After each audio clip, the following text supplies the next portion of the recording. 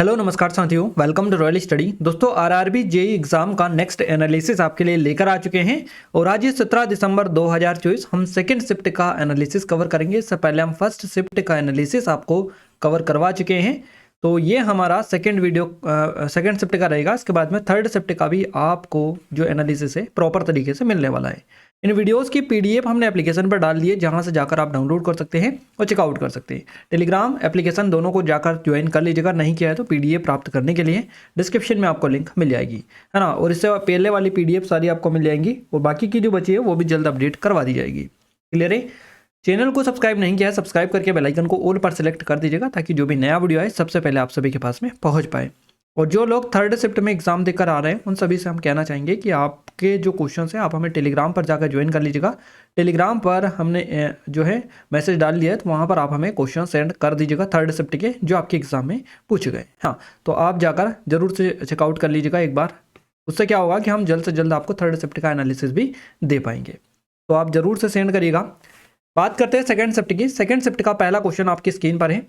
पहला क्वेश्चन पूछा गया, दिल्ली विधानसभा किस अनुच्छेद में आती है? तो आर्टिकल 239 है ना, 239 डबल ए आपका करेक्ट आंसर रहेगा। अनुच्छेद 239 ए में ये बेसिकली आती है। तो दिल्ली विधानसभा जो है ये भारतीय संविधान के अनुच्छेद 239 डबल ए के तहत आती है। अनुच्छेद 239 डबल ए के तहत दिल्ली को विधायिका सहित संघ राज्य क्षेत्र बनाया गया है और इस अनुच्छेद के मुताबिक दिल्ली में एक प्रशासक और एक विधानसभा होगी। दिल्ली विधानसभा पुलिस भूमि और लोक व्यवस्था को छोड़कर राज्य सूची और समवर्ती सूची के विषयों पर कानून बना सकती है। तो याद रखिएगा, ये काफ़ी ज़्यादा इंपॉर्टेंट पॉइंट है और अभी आपको पता ही है, इसको ही लेकर जो है काफ़ी विवाद यहाँ पर चल रहा है दिल्ली में, हाँ। और विधानसभा चुनाव भी है अभी दिल्ली में, तो आपको थोड़ा सा ये पॉइंट समझ लेना है, क्योंकि यहीं से क्वेश्चन आपका ये बना है, विधानसभा जो है किस अनुच्छेद के तहत आती है। तो क्वेश्चन आगे भी आपका बन सकता है। तो दिल्ली जो विधानसभा है ये पुलिस भूमि लोक स्वास्थ्य व्यवस्था जो है इनको छोड़कर, तो एक तो पुलिस, दूसरी भूमि, तीसरी लोक व्यवस्था, इसको छोड़कर राज्य सूची और समवर्ती जो सूची है इसके विषयों पर कानून बना सकती है।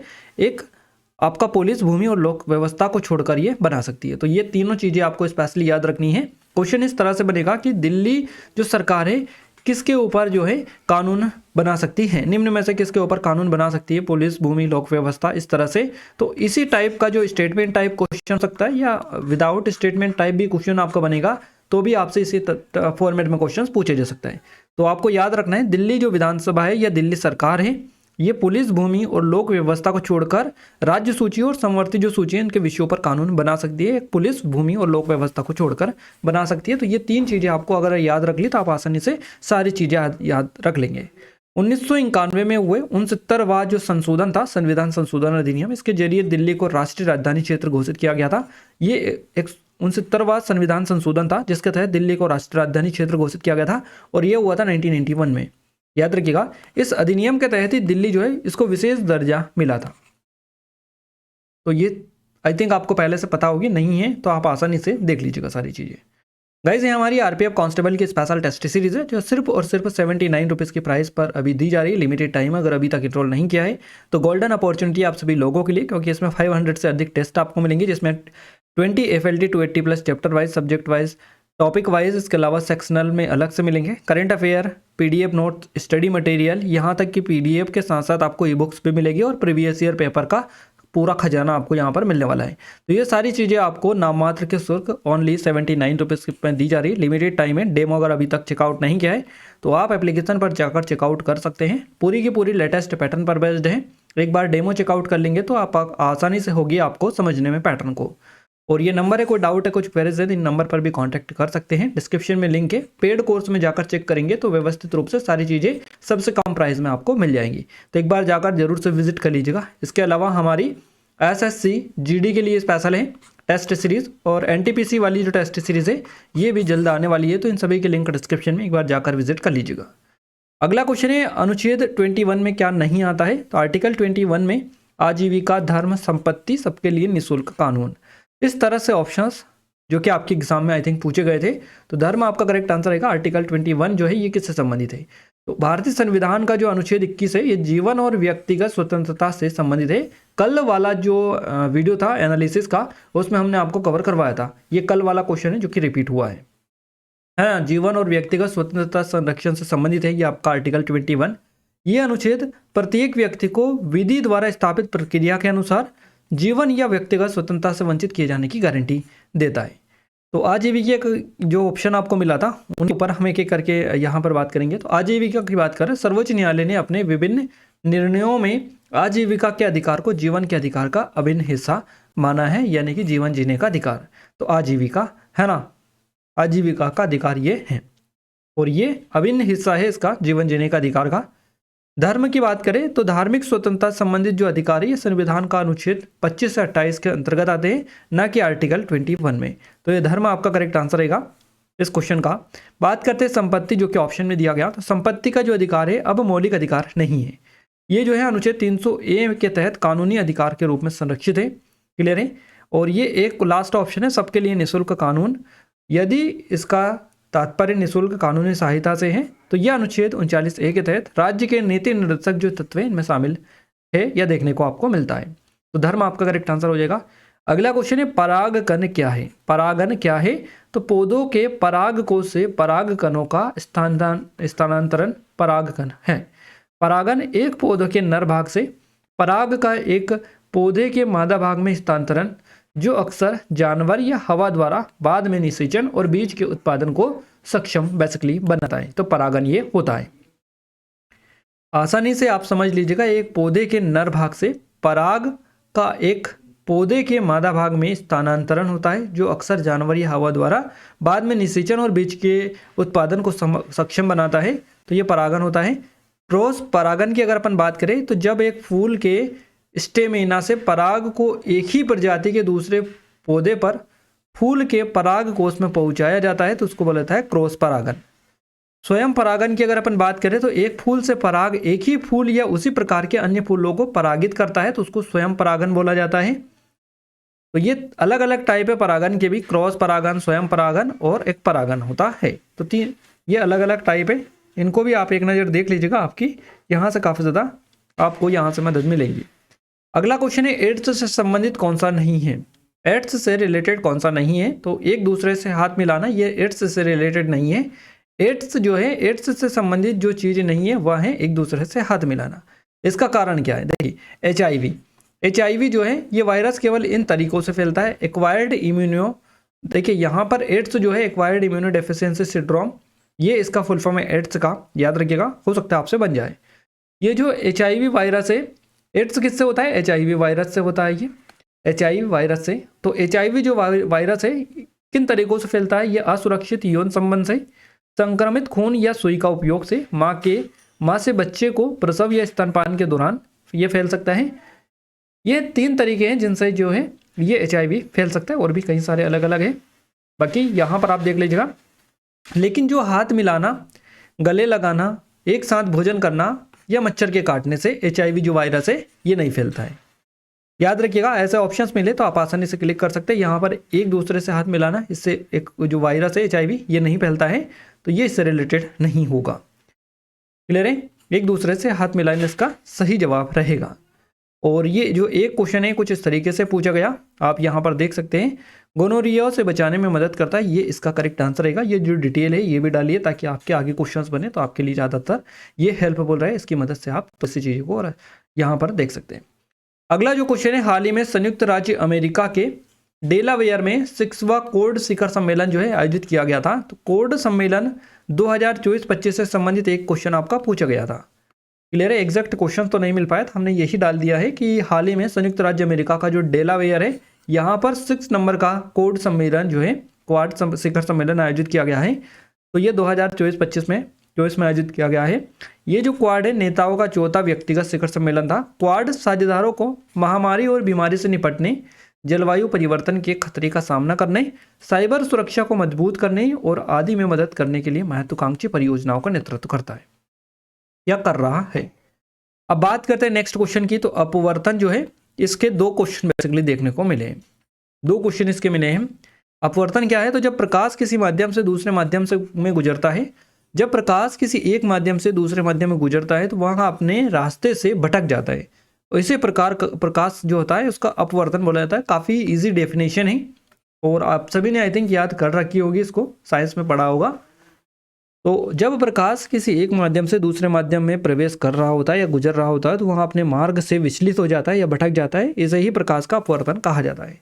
प्रकाश के जो अपवर्तन है इसके 3 नियम होते हैं। किसी दिए गए रंग के प्रकाश और किसी दिए गए माध्यम के लिए आपतन कोण की जो त्रिज्या है और परावर्तन अपवर्तन कोण की त्रिज्या का अनुपात एक स्थिरांक होता है। अपवर्तन के कारण कई घटनाएं होती है, जैसे कि पानी में आंशिक रूप से डूबी हुई जो चीज है उसका झुकना, रेगिस्तान में दिखने वाले जो मृग तृष्णा है ये भी इसका ही अपवर्तन का एक कारण है या घटना है। तो ये चीजें हैं। अब बात करते हैं प्रकाश के अपवर्तन के कुछ उदाहरण की। तो पानी की जो सतह है इस पर छड़ी जो है मोड़ी हुई दिखाई देती है, ये इसका कारण है अपवर्तन का। पानी से भरी बाल्टी की गहराई कम दिखना, ये भी अपवर्तन का ही एक उदाहरण है। नेक्स्ट क्वेश्चन की ओर आगे बढ़ते हैं। अगला क्वेश्चन है जल का अपवर्तनांक कितना है? तो 1.33 आपका करेक्ट आंसर रहेगा, 1.33। जल में प्रकाश का अपवर्तन तब होता है जब प्रकाश जो है हवा से पानी में जाता है और धीमा हो जाता है, जिससे इसकी जो दिशा है इसमें थोड़ा बदलाव आता है। तो जल में प्रकाश का अपवर्तन तब होता है जब प्रकाश जो है ये हवा से पानी में जाता है और धीमा हो जाता है, जिससे इसकी दिशा में थोड़ा सा बदलाव आता है, उसको अपवर्तनांक बोला जाता है। द्विविस्थापन अभिक्रिया के समीकरणों से 2 क्वेश्चन बेसिकली पूछे गए थे। द्विविस्थापन अभिक्रिया के समीकरणों से, तो द्विविस्थापन अभिक्रिया रासायनिक अभिक्रियाओं का एक प्रकार है। इसमें 2 यौगिक अपने आयनों का आदान प्रदान करके दोनों नए जो यौगिक है ये बेसिकली बनाते हैं। सोडियम क्लोराइड और सिल्वर नाइट्रेट की अभिक्रिया का समीकरण NaCl प्लस AgNO3 अभिक्रिया कर रहे हैं Ag, और यहाँ पर ये जो 2 आपको समीकरण हमने इसीलिए डाले ताकि आप आसानी हो आपको समझने में चीज़ों को। ये 2 बेसिकली पूछे गए, लेड सेकेंड नाइट्रेट और पोटेशियम आयोडाइड की अभिक्रिया का जो है समीकरण। तो दोनों समीकरण यहाँ पर आप देख सकते हैं। अगला है परागन से संबंधित गलत कथन की पहचान कीजिएगा। तो परागन से रिलेटेड एक गलत कथन वाला क्वेश्चन भी देखने को मिला था। कीटों में मोथ और तितलियां जो है सबसे प्रमुख परागन कर्मक ये हैं। अवधारणा की बात करें, परागन को पुष्प के परागकोश से स्त्री केसर के वर्तिकाग्र जो है इस तक पराग कणों के स्थानांतरण के रूप में परिभाषित किया जाता है। कीटों में मधुमक्खियां प्राथमिक प्रमुख परागन कर्मक है, ना कि मोथ और तितलियां। तो पुष्पी पादपों में जल द्वारा परागन काफी दुर्लभ होता है और यह लगभग 30 पीढ़ी अर्थात ज्यादातर एक बीजपत्री जो है इन तक ही सीमित होता है। तो यहाँ पर ये तो GK/GS के क्वेश्चंस थे जो आज की आपकी सेकंड शिफ्ट में पूछे गए थे। आपने जितने बताए हमने पूरे के पूरे आपको कवर करवा दिए।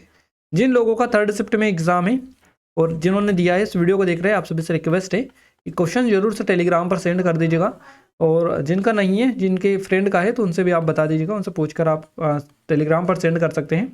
क्लियर है? ताकि हम जल्द से आपको वीडियोस दें ताकि आप भी आगे की जो कल जिनका एग्जाम है उनको भी हेल्प हो पाए, है ना। चलिए अब बात करते हैं मैथ्स की। तो मैथ्स में देखिए यहाँ पर बात करते हैं, मैथ्स में जो टॉपिक है SICI से 2 क्वेश्चन दोनों से बनाए। 4 क्वेश्चन बेसिकली SICI से आपको देखने को मिला है। तो 2 क्वेश्चन दोनों से पूछे गए। प्रॉफिट एंड लॉस से 3 क्वेश्चन देखने को मिले हैं। एवरेज से आपके कितने क्वेश्चन बने हैं? 2 क्वेश्चन बने।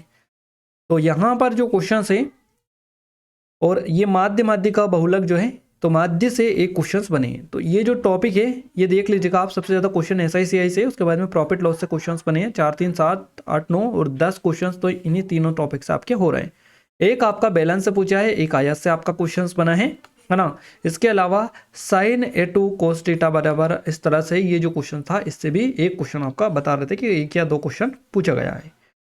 और एंगल वाला जो क्वेश्चन है ये 1 आपको देखने को मिला है, एंगल से भी क्वेश्चंस बने हैं। एक क्वेश्चन कुछ इस तरीके से था कि हम इस 10 रुपये प्रति केजी 30 किलोग्राम चावल और 34 रुपये प्रति किलो 44 केजी चावल, यदि इनका मिश्रण 42 रुपये किलोग्राम है, खरीदे। तो इस तरह से क्वेश्चन था, उन्होंने जितना याद था बता दिया। अब आगे आप पैटर्न समझ कर देख कर इस तरह के क्वेश्चन की प्रैक्टिस कर लीजिएगा, है ना। तो ये था मैथ्स का ओवरव्यू जो आपकी एग्जाम में क्वेश्चंस बने, और भी हम आपको बताएंगे आगे रीजनिंग का भी। आप थोड़ा सा पेशेंस रखिए, सारी चीज़ें हम आपको बताने वाले हैं। तो ये जो टॉपिक है इनको आप इससे देख कर जाएं, इनके ऊपर प्रैक्टिस कर लीजिएगा। आई थिंक आपने ऑलरेडी कर ही रखी होगी, बट अगर जिस टॉपिक में आपको दिक्कत आ रही है उसमें थोड़ा सा और आप उसको लगा लीजिएगा रात भर, है ना। तो उसकी प्रैक्टिस अच्छे से कर लीजिएगा ताकि आपको क्वेश्चन आपका जो है बिल्कुल सटीक चला जाए। अब बात करते हैं रीजनिंग की। तो रीजनिंग में देखिए कोडिंग डिकोडिंग से 2 क्वेश्चन बने हैं। एज वाले क्वेश्चंस 2 थे, ब्लड रिलेशन से रिलेटेड 2 क्वेश्चन थे, अर्थमेटिक से 2 क्वेश्चन थे, ये उसका टॉपिक है। सीरीज के 3 क्वेश्चन बेसिकली पूछे गए थे। सिटिंग अरेंजमेंट से 5 क्वेश्चन है, सबसे बड़ा टॉपिक, सबसे ज़्यादा इंपॉर्टेंट है सिटिंग अरेंजमेंट। एक अकेले से 5 क्वेश्चन बने, उसके बाद में सीरीज से बने 3 क्वेश्चन। बाकी coding, decoding, blood relation, arithmetic, इनसे 2-2 क्वेश्चन पूछे गए। रैंकिंग वाला एक क्वेश्चन था, पजल क्वेश्चन था, दिशा वाला एक क्वेश्चन था। इसके अलावा एक क्वेश्चन कुछ तरीके से था कि डिजिट वाला, जैसे कि 2%, 3 एंड एट द रेट, इस तरह से ये जो हैज़ और 1, ये सिंबल के बाद एक संख्या और पहले भी एक संख्या कितने पेयर हैं, इस तरह से पेयर हैं। तो इस तरह से ये जो क्वेश्चन था, इसका पैटर्न आप समझ सकते हैं और देख सकते हैं। तो सिंबल से रिलेटेड आप टॉपिक देख सकते हैं, इससे क्वेश्चन आपका बना था।